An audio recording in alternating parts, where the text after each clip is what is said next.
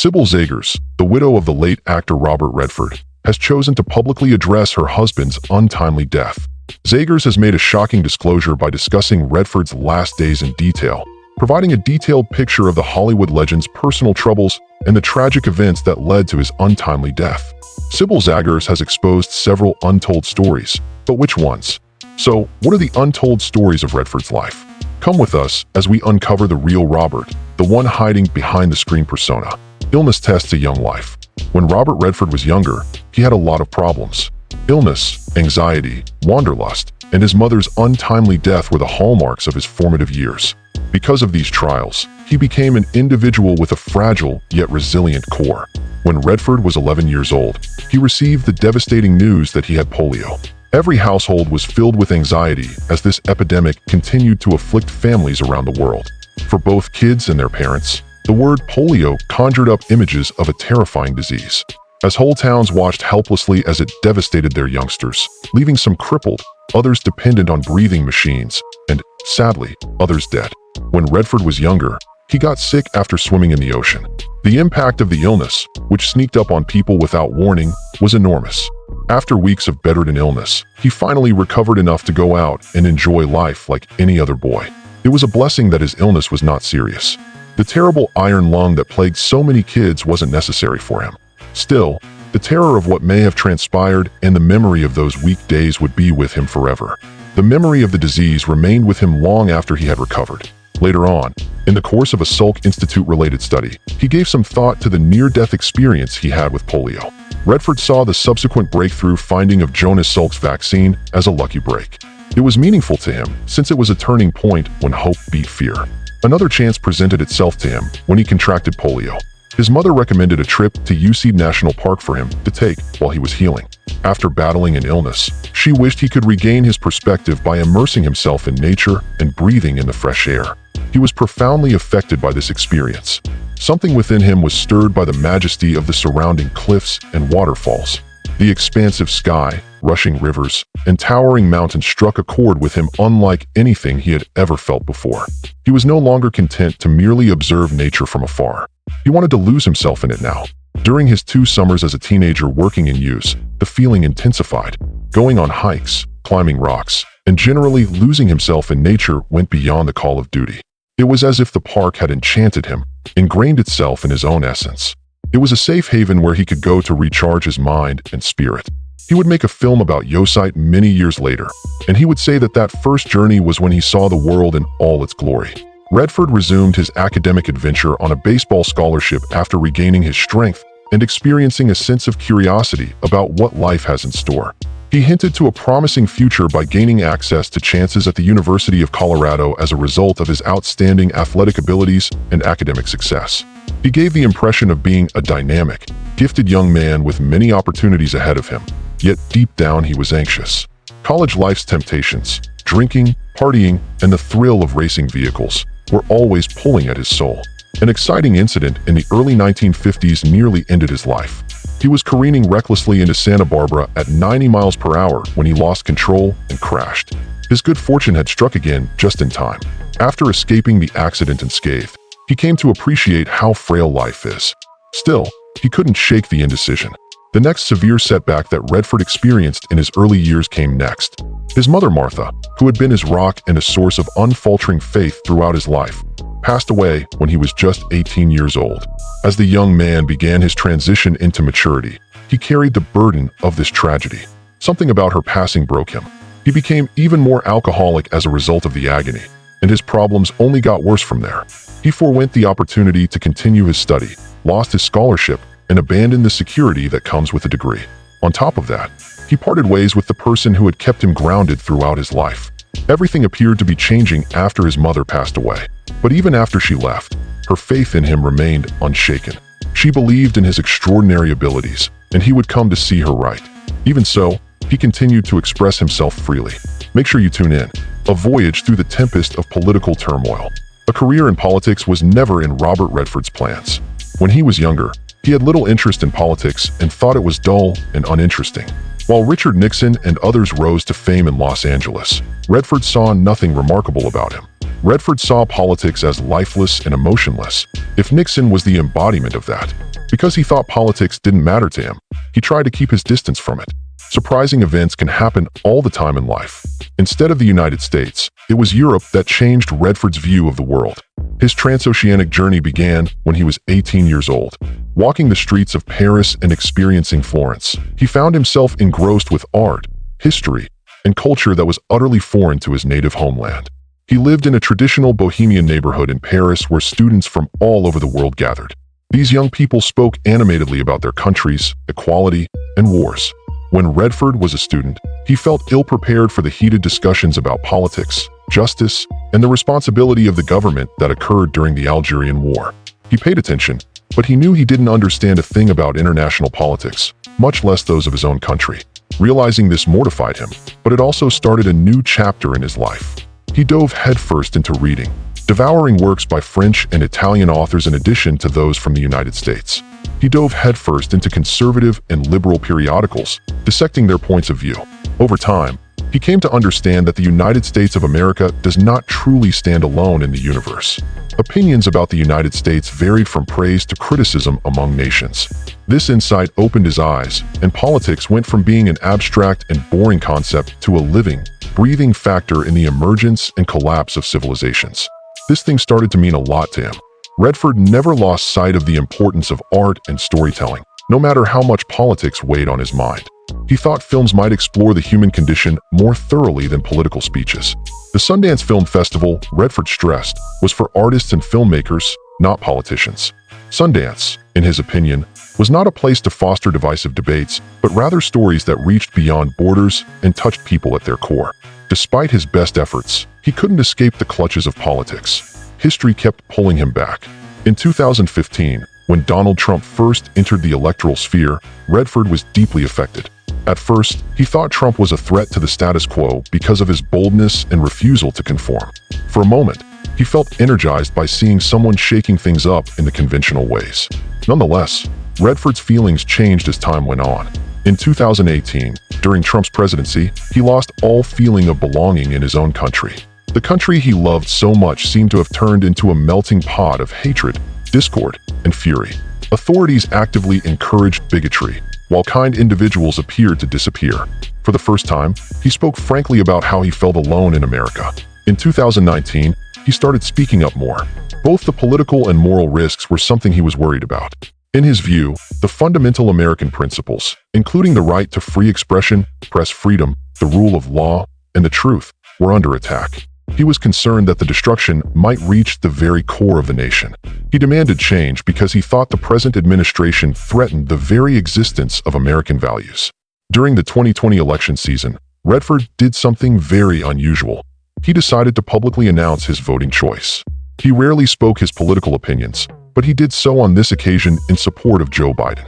Rather than identifying with a particular political party, he believed that the nation's core values should be preserved. He thought back on his time as a young man serving in the Roosevelt administration, where strong leadership and compassion went hand in hand. Even in the face of war and other hardships, Roosevelt gave the American people hope. It was a combination that Redford longed to see again, this perfect balance of attributes. A further term for Trump, in his fear, would do permanent harm to the country. In light of recent natural disasters, severe social divisions, and a catastrophic epidemic, Redford stated that a nation needs a leader who can heal the country. He took Biden's candidacy as a sign of a new beginning. Redford stayed away from the typical political path throughout his career. He opted for contemplation, discourse, and the promotion of critical thought rather than lawmaking, political ambition, or leadership speeches. Rather than being motivated by a want for power, his understanding of politics came from his own experiences, travels, attentive listening, knowledge acquisition, and study of social dynamics. With the passage of time, his perspective on politics shifted from merely governing to seeing it as the engine that propels both collective and personal destiny. His life was marked by the struggles for civil rights, environmental protection, and the tumultuous era of divided leadership. It became increasingly clear to him with each incident that politics entailed both the exercise of power and the care for others. However, difficulties are an inevitable part of life. And what was the challenge he encountered? Okay, let's get started. Tragic loss for Robert Redford's families. Robert Redford was a famous actor and accomplished musician. However, a story of deep personal grief lay beneath the surface. Sad things that happened to his family when he was a kid affected him deeply. Tragedy struck his life while he was a teenager. His mother Martha passed away from septicemia, a dangerous infection that enters the circulation, when he was 18 years old. Martha had a history of difficult pregnancies, the most tragic of which was the loss of her twin daughters after delivery. She chose to have the infants nevertheless, despite warnings, and her health quickly deteriorated and died as a result. Robert could not endure the pain of losing Martha. Without her, he felt a void, since she had always been his biggest supporter. Already, Robert was overwhelmed by the anguish of losing a loved one. The loss of his beloved uncle during World War II was a painful experience for him as a child, as was the premature death of his twin sisters. At a time when most young people are often enjoying joy and enthusiasm in life, he found himself overcome with sorrow over his mother's death. Robert was a baseball scholarship recipient at Colorado State University, but he was unable to keep his concentration due to his struggles with sorrow. He started drinking heavily instead of focusing on his baseball career. He had a tumultuous and brief experience at the university. There are those who think he voluntarily departed, and those who think he was coerced. His academic life took a hit, and he felt disoriented as a result. In search of solace and a fresh start, he embarked on an artistic journey and set off for Europe, driven by his need for a change. Years later, when Robert and his first wife Lola Van Vagenen were starting a family of their own, tragedy struck again. Scott, who was born to them in September 1959, unfortunately died of sudden infant death syndrome, SIDS, 2.5 months later. Robert and Lola were young parents, just 21 and 20 years old, when they were hit with the devastating loss of their child not long after they had begun their journey together. The anguish of losing a child is indescribable. Robert admitted that this pain will always be there. The loss of a child never truly goes away, no matter how many new babies are born into the world. Scott was never really there, even though Lola, Shauna, James, and Amy had 3 additional children. James, whose family liked to call him Jamie, was born prematurely and has had health problems ever since. An uncommon illness impacting Jamie's liver and bile ducts was diagnosed as his health issues advanced throughout his childhood. In 1993, he battled the condition by undergoing 2 liver transplants. Jamie demonstrated strength and resolve in the face of adversity, channeling his pain into service to others. James Redford founded the James Redford Institute for Transplant Awareness to provide resources for people facing similar health challenges. Jamie showed courage and humanity in every facet of his life, including his pursuit of a profession in filmmaking and his advocacy for environmental problems. When Jamie died of cancer at the age of 58 in October 2020, Robert endured yet another tragedy. It is hard to put into words the anguish of losing a child, and it is even harder to fathom the anguish of losing 2 children at once. Robert kept calm and determined. Even though he had experienced many tragedies, he still knew that sorrow does not go away on its own. Subtly, it shows up in one's view on life, in thoughts about idols, or in unexpected occasions. His married relationship was not immune to the impact of his inner struggles. Lola and Robert's relationship suffered due to Robert's hectic work life and personal struggles. They had been married for 28 years when they finally decided to divorce in 1985. Nevertheless, they remained close after their divorce, putting their children's needs first and holding on to the love they shared. Let's examine his love life and the hardships he endured through it. An affection that faded. Robert Redford's life was full of ups and downs, with his public triumphs and his hidden struggles. In his life, one of the most moving things happened during his search for love, which was fraught with both joy and sorrow. He met Lola Van Vagenen, an upbeat college student, in his early 20s in 1958. They defied all odds and had an instant bond. With only $300 in savings and borrowing a car to be married, they weren't exactly flush with cash. Still, love and optimism drove them on their trip. They had a simple but hopeful life as a married couple. In 1959, they welcomed their first child, a son they called Scott, and were elated. Robert was busy building a career in the theater world. Their happiness was overwhelming, but regrettably, it did not last. The tragic loss of baby Scott to sudden infant death syndrome was a crushing blow. Feeling responsible despite the fact that it was out of their hands, the young couple was devastated. The pain of this loss never fully healed, and it marked their lives indelible. But the hands of time kept turning. 3 more children were welcomed into the household by Robert and Lola. The year of Shauna's birth was 1960. Their son James, or David James, was born to them in 1962. The birth of their youngest child, Amy, occurred in 1970. The sounds of joyful laughing and the comforting embrace of family life soon filled their home. As a father, Robert's career in Hollywood began to thrive despite the rigorous routine of raising children. Despite his meteoric rise to stardom, he discovered true happiness in his principal responsibilities as a husband and parent after the cameras stopped rolling.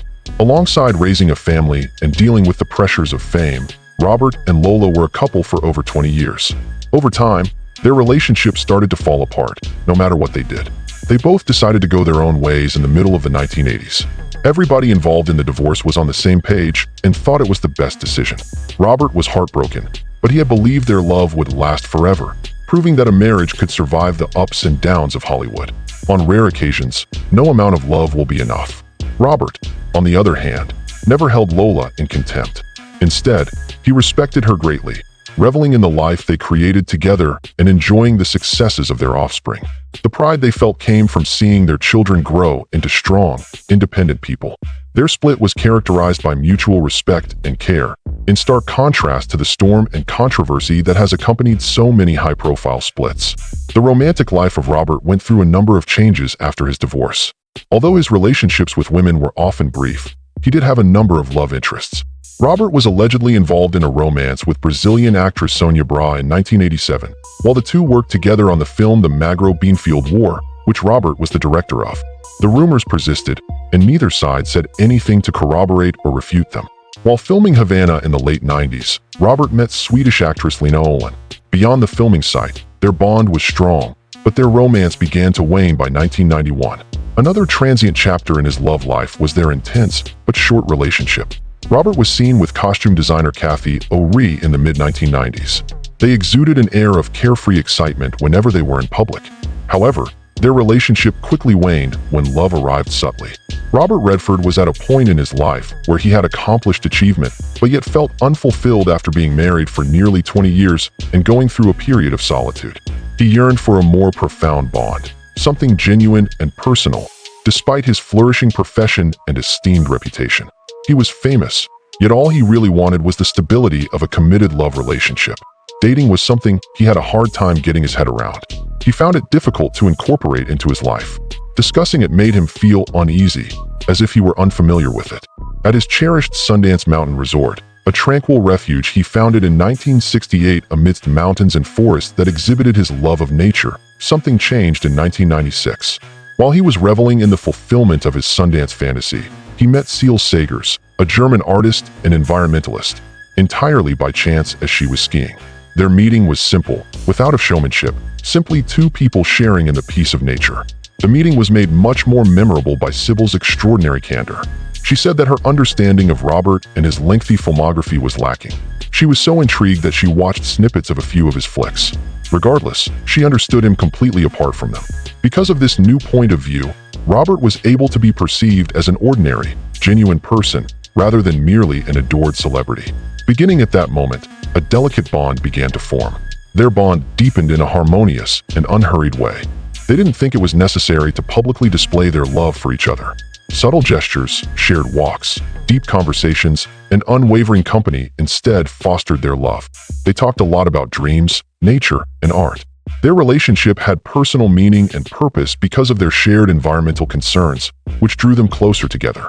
Following many years of friendship, Robert and Sibylle were married in 2009, thus cementing their bond. In Hamburg, Germany, the ceremony was intimate and private. It wasn't a grand spectacle, but rather a subtle demonstration of commitment. A loving and peaceful family unit was formed when Sibylle married Robert and also became stepmother to Robert's kids, Shauna and Amy. She was the one who gave Robert a fresh start. Robert said it many times. He gained a fresh perspective from her European background, her energy, and her imagination. She was more than a friend to him.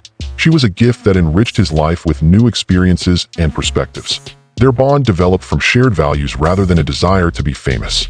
Robert was there for Sibylle when she founded the Way of the Rain in 2015 to raise environmental consciousness. He served as vice president. When their hearts were joined in pursuit of a greater purpose, their collaboration proved that love can transform lives for the better. Unfortunately, tragedy struck just as we were about to reach the most exciting parts. Accompany us. A farewell whose light will never dim. Robert Redford began to exercise greater restraint in his casting choices as the new century progressed. He opted not to pursue every project, instead concentrating on tales that mattered, regardless of whether they were financially successful or not. The Legend of Bagger Vance, a film he was in 2000, was a masterclass in subtle grace and wisdom. Lions for Lambs, starring Tom Cruise and Meryl Streep, was a 2007 film in which he also served as director and actor. His fearlessness in dealing with taboo subjects like politics and war shone through in the film, which received mixed reviews from critics. He was in charge of the 2011 film The Conspirator, which portrayed the trial of Mary Surratt, the sole female suspect in the terrible assassination of President Abraham Lincoln. Not long after that, in 2012, he published The Company UK, a story about a reclusive former extremist. Redford, along with actors like Julie Christie and Sheila LaBeouf, kept the mix of funny and serious subjects. His next spectacular performance in 2013 stunned onlookers all over the world. His portrayal of a lonely sailor in All Is Lost was one of physical and mental anguish as the protagonist battled the elements. The actor's facial expressions, body language, and the impact of his silence made up for the lack of dialogue. Speculation about possible accolades started to circulate as people were shocked by his courageous acting. This performance proved that, even after all these years, he could still enthrall and move an audience. But the unstoppable passage of time will eventually catch up with even the most fantastical story. Global sorrow washed across the world upon hearing of Robert Redford's passing on September 16, 2025. He passed away peacefully in his home in Sundance, Utah, at the age of 89. As he said his last goodbyes, he cherished the peace he had created around him and the picturesque mountains as his backdrop. The statement was subtle but deep. A cry for seclusion was raised, yet grief swept across the globe like ocean waves. Everyone felt the weight of losing not just a person, but a particular period. Supporters, co-workers, and fans alike. He went beyond acting as a mere actor. A storyteller, an idealist, and a champion of truthfulness and beauty, he personified all three. Many famous people and public personalities sent tributes. Jane Fonda shared her affection, and Meyer Street lauded his courage. Some of the famous people who spoke of his generosity and compassion were Barbara Streisand, Ron Howard, Mark Ruffalo, Morgan Freeman, Ben Stiller, and Jamie Lee Curtis. Hollywood insiders weren't the only ones to recognize his influence. Politicians like Hillary Clinton and writers like Stephen King did as well, proving that his influence went well beyond the screen. The media struggled to capture the essence of his genius. After he founded the Sundance Institute, Variety said he was the one who started the indie film movement. He was hailed by The Guardian as a crucial bridge between classic filmmaking and the experimental era of the 1970s. He was lauded by the Los Angeles Times for being a representation of his time. Additionally, he was feted in France as a cultural giant of the United States. The general agreement was unaltered regardless of the terminology. Both the film business and people's emotions were profoundly affected by Robert Redford. His irresistible charisma and good looks weren't the only reasons he was popular forever. It all started with his willingness to step into significant roles. Both as an actor and a director, he bravely tackled topics like wrongdoing, loss, injustice, and human frailties. He hoped that people would think about his films long after they had left the theater. Because of this drive, he became one of the most iconic figures in Hollywood history. For more than half a century, this person shone a light on the field. Like the last chapter of a beloved book that readers hated to see come to a close, the individual's loss is truly devastating. Regardless, his impact will endure for generations to come. His legions of complex characters, timeless films, and an appreciation of new talent are gifts to fans. Even after he left, his creative vision lives on. Robert Redford's impact is undeniable, even though his theatrical career is ended. Many find inspiration in his creative vision and unwavering commitment to his job, even though he is no longer physically present. His legacy will continue via his art, his recollections, and the musicians he influenced, even though he is no longer physically present. The impact of what started at Sundance will last for a long time. The film industry will never be the same without Robert Redford. Robert Redford, what are your thoughts on him? What effect do these recently disclosed facts have on his legacy? Leave a comment with your ideas. To get more interesting stories, don't forget to hit like and subscribe and press the bell icon. Thanks for watching.